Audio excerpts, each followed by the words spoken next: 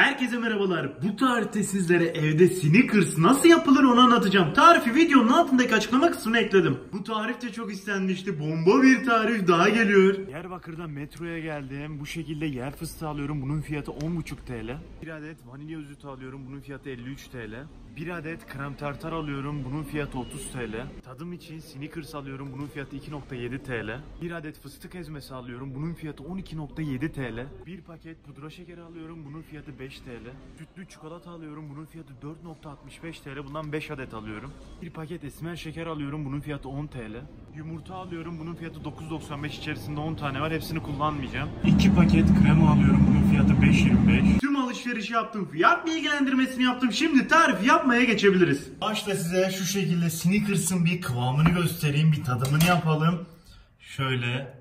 Görüyorsunuz katman katman. En üstte zaten çikolatası var. Şu iç kısımda karamel kısmı. Bir altında böyle fıstıklı, marshmallowlu bir katman var. Bu katmanları yaratarak Snickers'ı yapmaya çalışacağım. İnşallah bu kıvamı yakalarım. Şöyle bir tadına bakıyorum.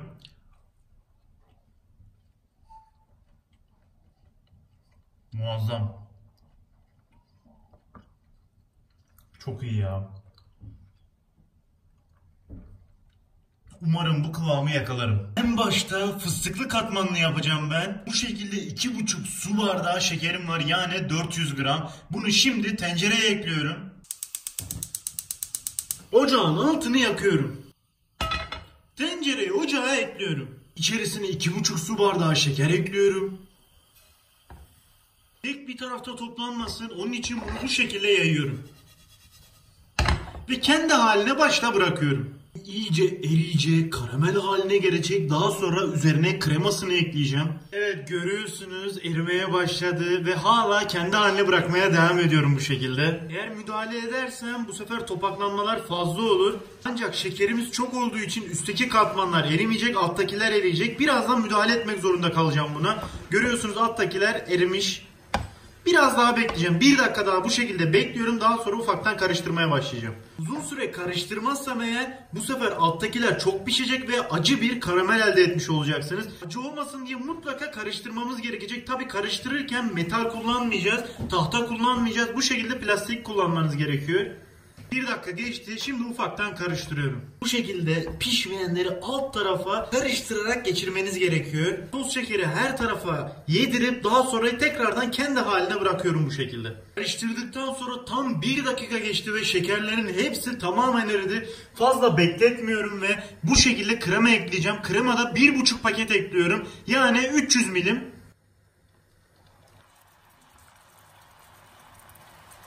Tam 1,5 paket ekledim. Şimdi bunu iyice karıştırıyorum. Burada ufak tefek topaklanmalar olacak ama göreceksiniz bir 4-5 dakika içerisinde tüm malzemeler iç içe girecek ve tek bir krema elde etmiş olacaksınız. Topaklanma geçti. Şimdi bunu kendi haline bırakacağım ve 5 dakika bu şekilde pişireceğim. Daha sonra altını kapatacağım. Kaynadıktan sonra sakın yüksek ateşte çalışmayın. Altını kısın ve dediğim gibi o 5 dakikalık bekleme süresini kısık ateşte yapmanız gerekiyor. Tam tamına 5 dakika oldu. Şimdi altını kapatıyorum ve üzerine fıstıklarını ekleyeceğim. 400 gram fıstığım var. Şimdi fıstığımı ekliyorum içerisine. Vanilya özütü var. Bundan da 1 çay kaşığı kadar koyuyorum. Şöyle çay kaşığına koyuyorum. Ve içerisine ekliyorum. Vanilya özütü buna inanılmaz bir lezzet katacak. Şöyle yarım çay kaşığı kadar da krem tartar koyuyorum. Bu karamelin daha böyle kıvamlı olmasını sağlayacak. Şimdi bunu iyice karıştırıyorum. Kremanın her tarafını iyice yedirmeniz gerekiyor. Karıştırdıktan sonra bir karıştırma kabına ekleyeceğim bunları. Ya şu görüntüye bakar mısınız ya, ne kadar güzel gözüküyor. İstediğimiz kıvam ve görüntü zaten bu. O krem tartarı her tarafa yedirmeniz gerekecek bu şekilde. Fıstıkların da homojen bir şekilde dağılması gerekiyor her tarafa. Böyle bir borcam kabım var. Şimdi bunun üzerine yağlı kağıt koyuyorum ve yaptığım karışımı bunun içerisine ekleyeceğim. Yağlı kağıdımı koydum. Şimdi bunun içerisine karışımı ekliyorum. Burada hızlı olmanız gerekiyor. Karamelin donmaması için hızlı bir şekilde bu şekilde içerisine döküyorum. Her tarafına bu şekilde dağıtıyorum. Aynı incelikte olması gerekecek. Onun için eşit bir şekilde dağıtmanız gerekiyor bunu. Her tarafa eşit bir şekilde dağılsın ve içerisindeki o hava çıksın diye bu şekilde vuruyorum. Başta bu oda sıcaklığına gelecek. Daha sonra bunu dolaba koyacağım, donacak. Daha sonra bunu kesme işlemine geçeceğim. Oda sıcaklığına geldi. Şimdi bunu buzdolabına ekliyorum. 1,5 saattir buzdolabında bekliyor. Şimdi dışarı alıyorum. Ya şuna bakın ya. Çok güzel gözükmüyor mu ya? Fena bir şey bizi bekliyor. Şimdi bunu kalıbından bu şekilde çıkarıyorum. Borcamı kenara aldım.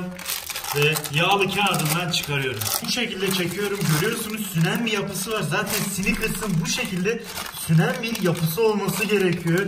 İşte istediğimiz kıvam bu. Pişirme dakikasına çok dikkat etmelisiniz. Aynı benim verdiğim dakikalarda pişirmeniz gerekiyor. Bunu böyle dikkatli bir şekilde çıkarıyorum. Hepsini çıkardım ya. Çok güzel gözüküyor. Tek parça halinde. Şimdi bunları Snickers boyutunda keseceğim. Snickers'ın boyutları normalde bu şekilde. Yani ortalama bundan 2 tane çıkarırım diye düşünüyorum. Şunu da keseceğim. Bunu da şöyle diklemesine yine 2 tane Snickers ekstradan çıkarmış olacağız. Bıçağımı da buzluğa attım. Yapışmasın diye, daha rahat bir şekilde kesmek için. Ya da üzerine yağ koyabilirsiniz. Yine rahat bir şekilde kesebilirsiniz bu sayede. Başta şu kenarını kesiyorum. Daha sonra şu şekilde dikine kesiyorum. Boyutlar hemen hemen aynı olsun diye bu şekilde kesiyorum. Ortalama hepsi bu boyutta olması gerekiyor. Hepsini bu boyutta bu şekilde kesmeye devam ediyorum.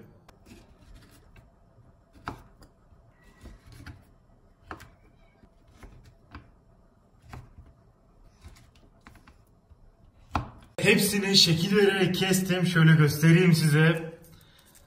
Ya zaten kıvamı böyle olması gerekiyor. Böyle çok sert olmaması gerekiyor. Kıt kıt olmaması gerekiyor. Bu da pişirmenin doğruluğu zaten. Şimdi bunları bir tabağa koyacağım. Tabağın altına tabii yağlı kağıt koymam gerekiyor. Buzdolabında bekleteceğim. Şöyle bir tahtanın üzerine yağlı kağıt koydum ve karamelleri bunun üzerine ekliyorum ve dolaba ekleyeceğim daha sonra.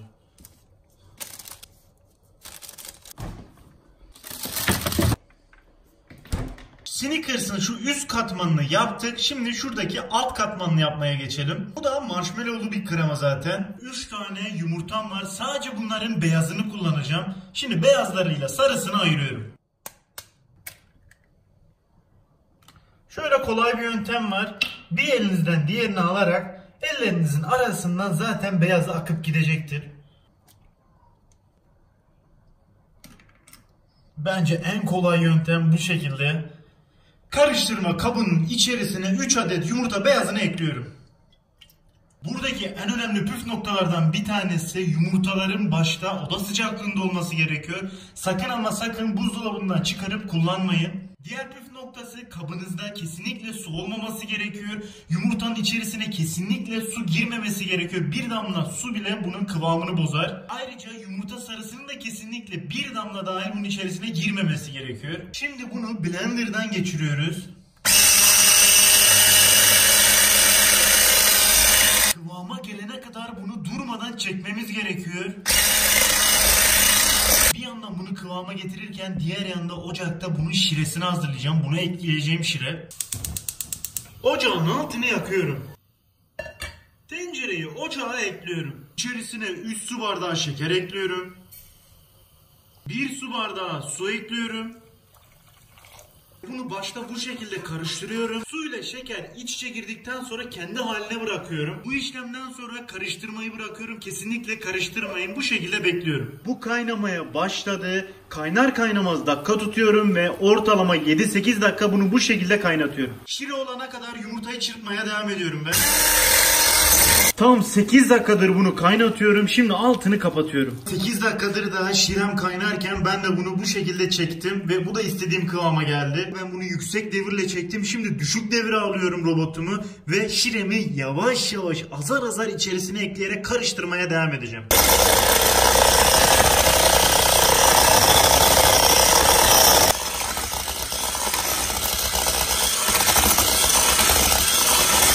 Şireyi ekledim ve bunu çekmeye devam ediyorum. İstediğimiz kıvama geldi. 5 dakika boyunca bunu durmadan çektim. Fıstık ezmesi ekliyorum bunun içerisine şimdi. Şöyle dolu dolu 3 yemek kaşığı fıstık ezmesi ekliyorum.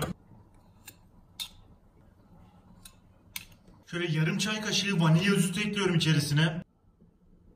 Bu kadar yeterli olacaktır. Bir tatlı kaşığı kadar da krem tartar ekliyorum. Bu iyice buna kıvam verecek. Şimdi üst katmanda karamelin içerisinde fıstıklar büyük ama alt katmandaki fıstıklar küçük küçük. Şimdi fıstıkları ince ince doğrayacağım ve bunun içerisine ekleyeceğim. Böyle bir avuç fıstık var. Şimdi bunları ince ince doğruyorum. Fıstıkları istediğim kıvama getirdim. Şimdi bunu da içerisine ekliyorum. Ve bunu iyice karıştırıyorum. Böyle tam kıvamlı bir şey elde edeceğiz. Karıştırırken biraz zorlanıyorum. Renk olarak da zaten tam bu şekilde olması gerekiyor. Rengini de yakaladık. Bu istediğimiz kıvama geldi. Aynen bu şekilde olması gerekiyor. Görüyorsunuz. Bayağı bir kıvamlı oldu. Dolaptan fıstıklı kremayı çıkaracağım. Bunları üzerine ekleyeceğim. Dolaptan çıkardım. Şimdi bunların üzerlerine tek tek yaptığım sostan ekleyeceğim. Şöyle bir parça alıyorum. Şu şekilde ekliyorum. Ve her tarafını bu şekilde yediriyorum. Bu dolaba girdiği zaman rahatlıkla buna şekil verebileceğim. Şimdilik üzerlerine böyle kaba taslak atıyorum. Bu şekilde tekrardan yerine koyuyorum. Bir bunun kadar Snickers'ım daha var. Çok dip dibe koymak istemedim. Şimdi bunları dolaba atıyorum tekrardan. Yarım saat buzdolabında bekledi. Şimdi dışarı çıkarıyorum. Şöyle göstereyim size kıvamını. Evet, elimizle artık şekil verebiliyoruz. İyice kıvama gelmiş, sertleşmiş. Bu tam böyle sünen cinsten oldu bu krema. Tam da istediğimiz buydu zaten. Buna istediğimiz gibi böyle pürüzsüz bir yüzey yaratmak için ve her tarafının dolması için bu şekilde şekil veriyoruz. Dümdüz bir şekil verdi. Bu şekilde de bastırdım ben. Yüzeyinin pürüzsüz olması gerekiyor. Dümdüz olması gerekiyor. Diğerlerinin hepsini bu şekilde yapıyorum. Bu şekilde alıyorum dediğim gibi. Elimle bastırıyorum. Çok basit zaten. İstediğimiz şekli veriyoruz. Amacımız burada üzerine çikolata geldiği zaman pürüzsüz gözükmesi. En son dediğim gibi şu şekilde zemine oturtturup bastırırsanız zaten dümdüz olacak. Sonra kenarlardan taşanları ortaya toplayın. Bu da tamam. Bunu da kenara alıyorum. Hepsini bu şekilde yapıyorum. Hepsini bu şekilde düzledim. İstediğim kıvama getirdim. Şimdi tek bir işlem kaldı. Şu iki katmanı da yarattık. Sadece dış çeperindeki o çikolatayı ekleyeceğim bunun üzerine. İsterseniz kendi yaptığınız çikolatayı, isterseniz dışarıdan aldığınız bir çikolatayı benmar usulü eritip bir sonraki işlemi yapabilirsiniz. Yani dış katmanını çikolatayla bulama işlemi. Şimdi ben dışarıdan aldığım çikolatayı benmar usulü eriteceğim. Çikolata sıcak olduğu için bunların formunu bozmasını istemiyorum. Onun için bunları buzdolabına tekrardan alıyorum ve ben çikolata eritme işlemine geçiyorum. Ocağın altını yakıyorum. Tencereyi ocağa ekliyorum. İçerisine kaynamış su ekliyorum. En üstte de borcam ekliyorum. Burada dikkat etmeniz en önemli şey suyun borcama değmemesi gerekiyor. Yoksa çikolatalarımız yanar, pütür pütür olur ve istediğimiz kıvamı elde edemeyiz. Kaynamış suyu tencereye ekledik ve suyun derecesi biraz düştü. Kaynamasını bekliyoruz. Bu arada biz çikolataları ince ince doğruyoruz. Çikolatalar hazır. Şimdi borcamın üzerine ekliyorum.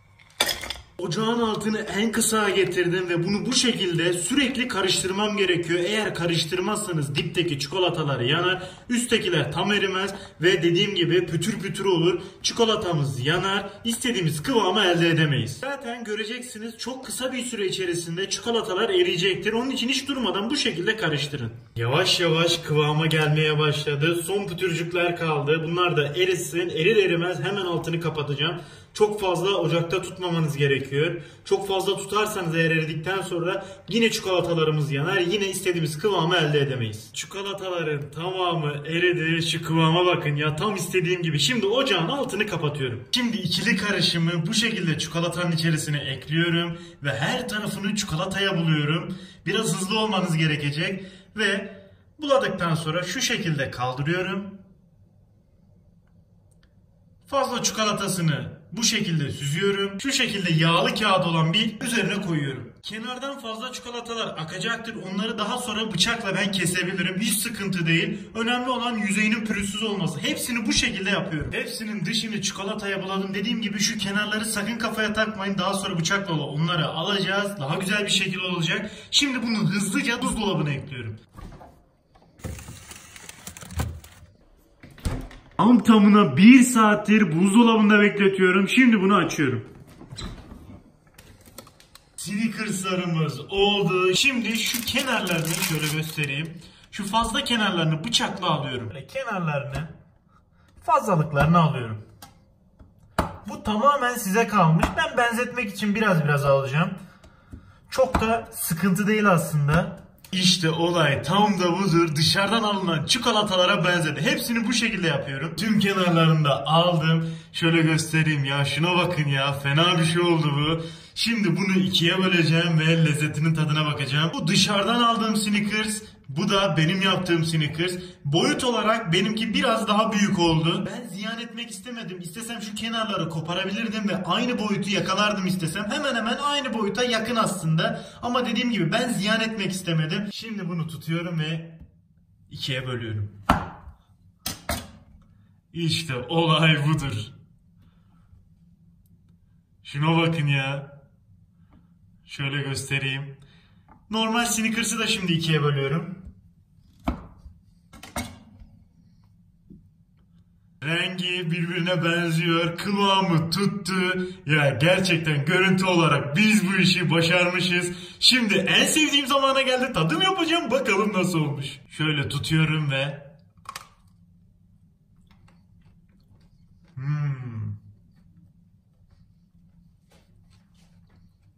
Ya ne diyebilirim ki? Lezzeti inanılmaz benzemiş. Ya dört dörtlük olmuş. Düşünsenize. Kendi evinizde kendi Snickers'ınızı kendiniz yapıyorsunuz ya. Böyle bir şey olabilir mi? Muazzam olmuş ya. Şöyle bir tane daha tadına bakacağım.